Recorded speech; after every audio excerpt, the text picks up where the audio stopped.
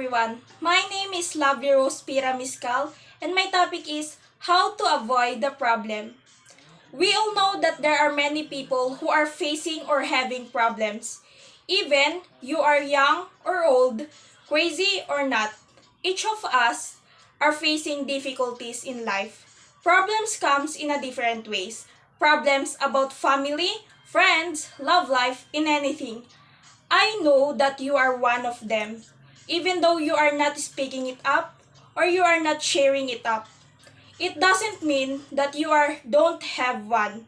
Now, the question is, are we able to say in ourselves that we do not have problems if they can see that we are happy?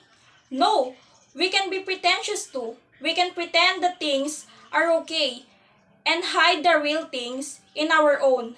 Now, how can we avoid the problems? Let us start it with ourselves. Why we are facing problems? It because on what we fill our mind and on how we live our life. As I have noticed, how sometimes the social media filled with negativity. That because of problems, they are ending their life. This is not the solution to our problem because by doing this, we are just make things worse. The only way to avoid problems is we need to take care of ourselves. First, change our mindset over things and always choose the things that make us happy. In the way we are able to avoid the negativity that surrounds us. Second, choose those people who are helping us to grow and avoid those people who are negative. Say for example, that someone help us to grow in our family and friends. Let us make them of source of happiness and just enjoy being with them so that we can avoid the problem. Another is that always think positive. Yes, we really cannot avoid problems, but at least we learned how to bear with it. Let us always learn to think positive in every situation. Just think of the things good, things that happiness in our life, and the things that we are grateful for. And the last, but the most important of all, surrender unto God. All our burdens, all our failure, and disappointments, give it all to God and He will take care of it.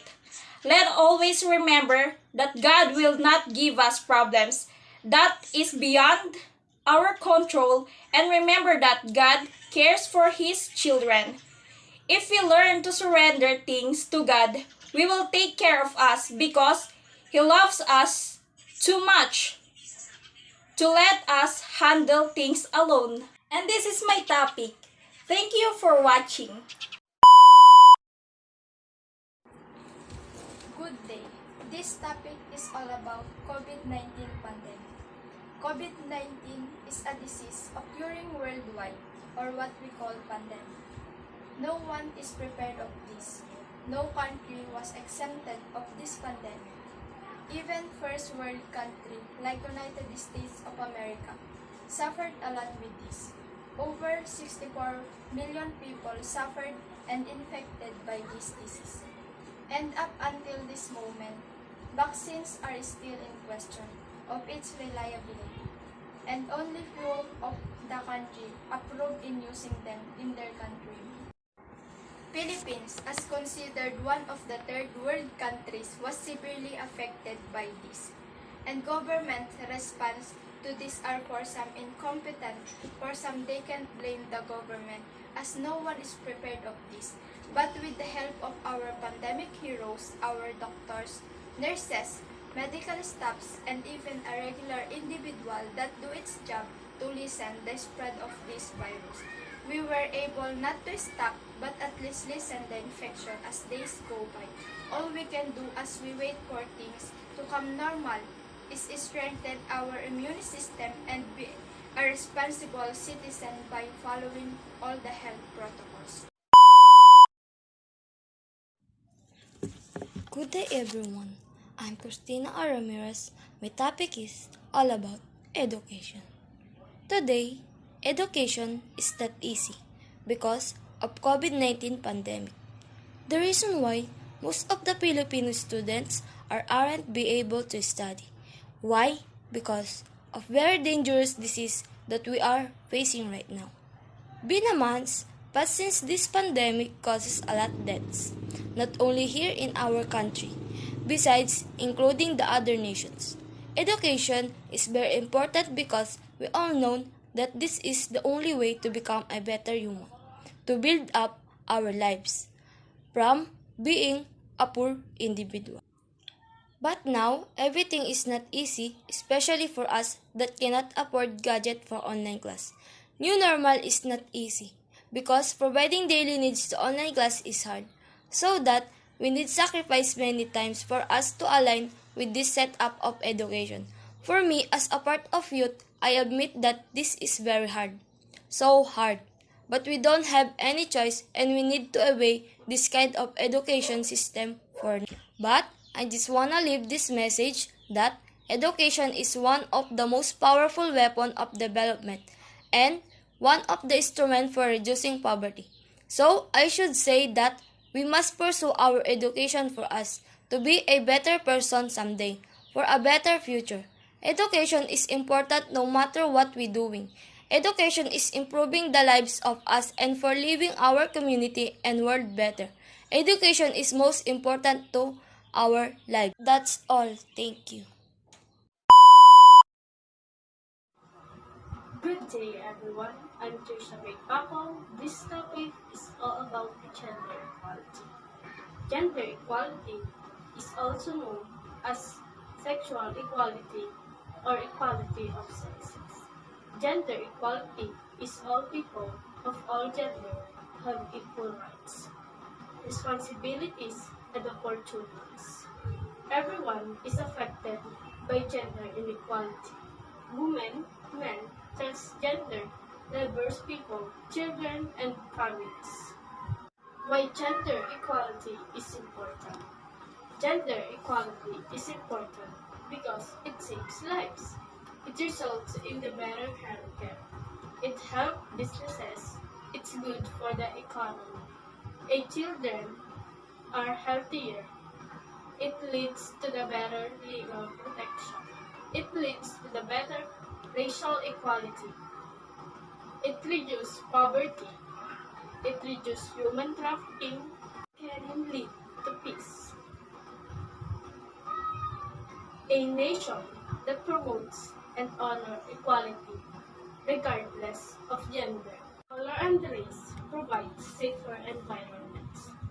Gone were the days when woman is only allowed to stay at home and keep the house clean and take the children. Women nowadays are empowered and they know their rights. In today's society, women's rights is the same as men's. As what men can do, women can too. And gender equality prevents violence against women.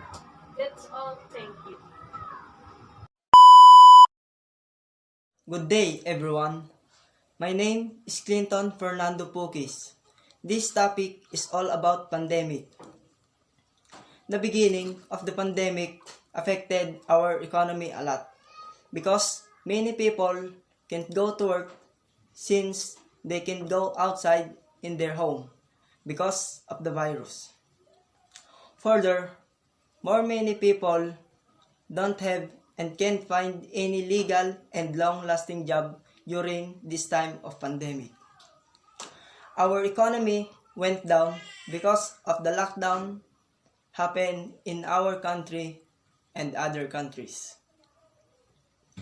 To prevent the spreading of the virus, the product of the other Filipino work hard for went to waste, will not totally since we benefited from it. But the reason why it went down the drain is because we cannot export or deliver our goods to other countries, resulting the economic decline. The economic decline affected a lot of many people, not only in our country, but only to other countries. Many people suffered a great of pain and just to survive this pandemic. Many are struggling to eat, to live, to stay healthy, and to remain the positive thinking. So they won't succumb the negative effect of the crisis. And during this time of pandemic, many people is suffered and struggling to keep living with their loved ones.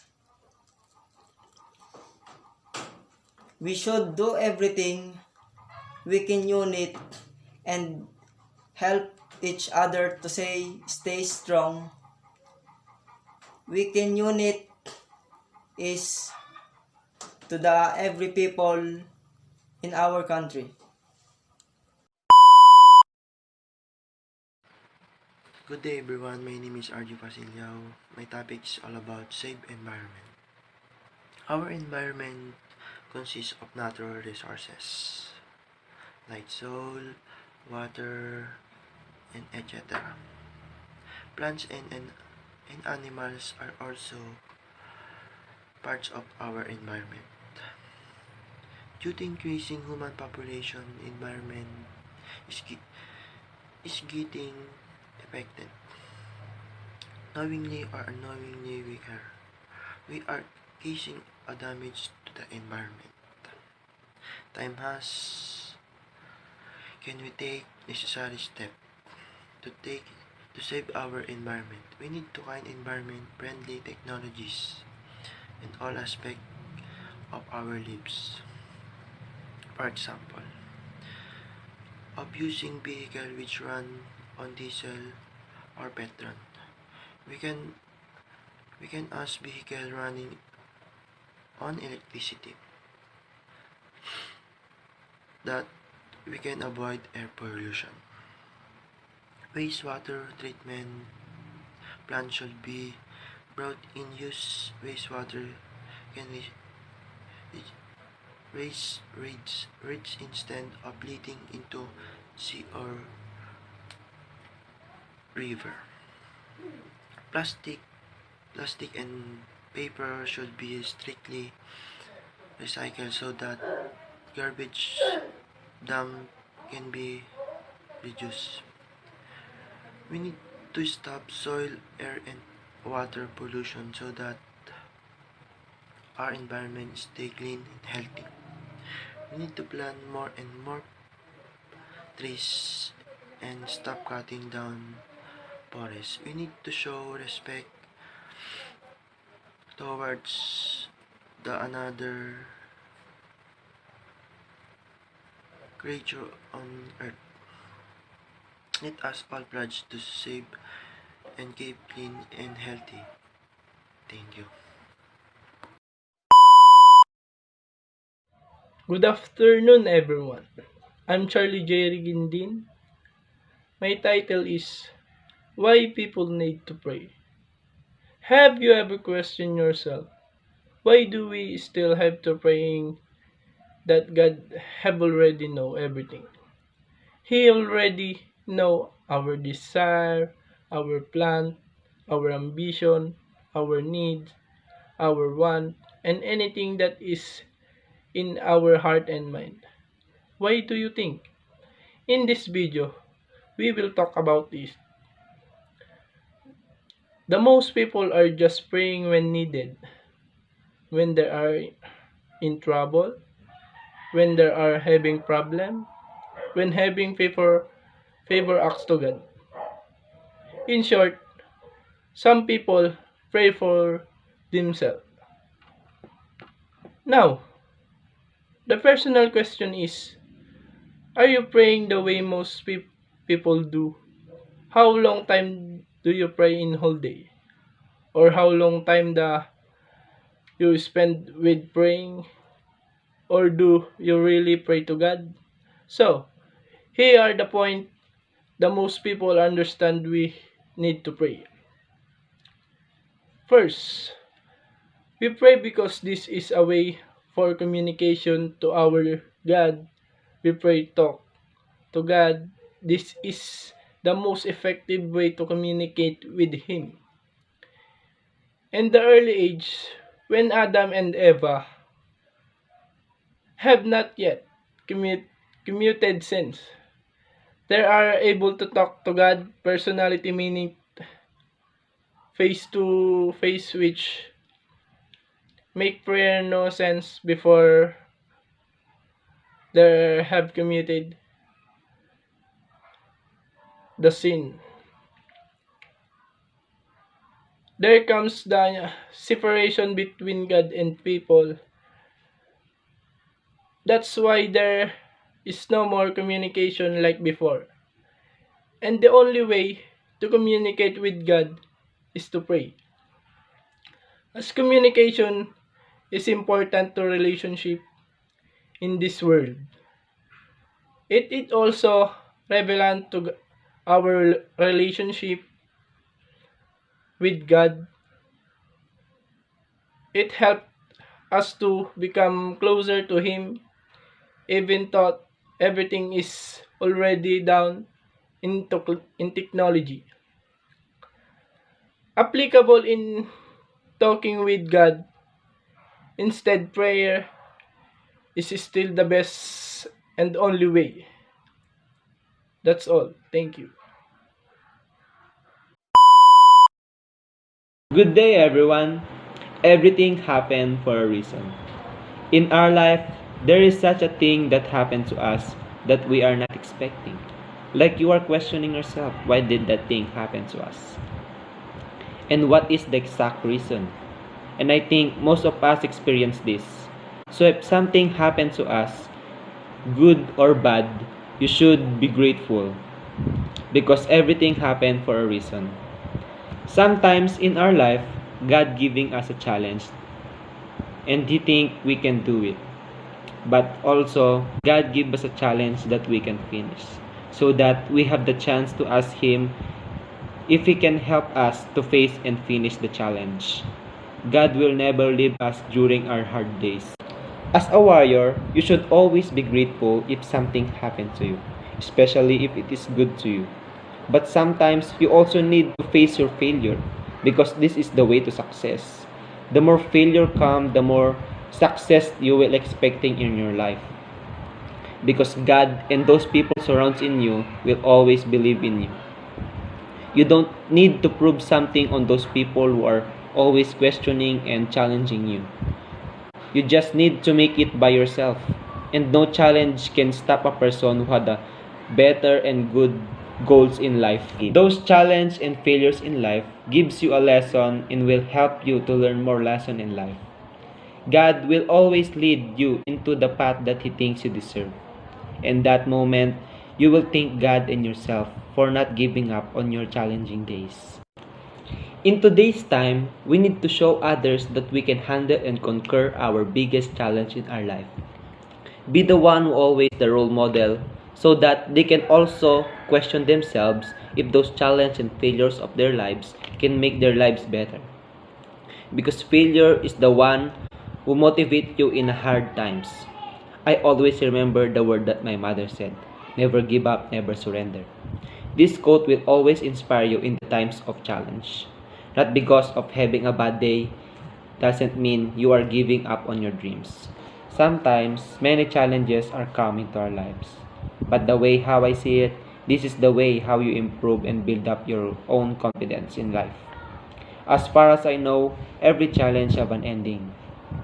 We will always encounter challenge in our life, but we will always keep on choosing to stand with our own confidence and move to other challenge in our life until you reach the line of victory.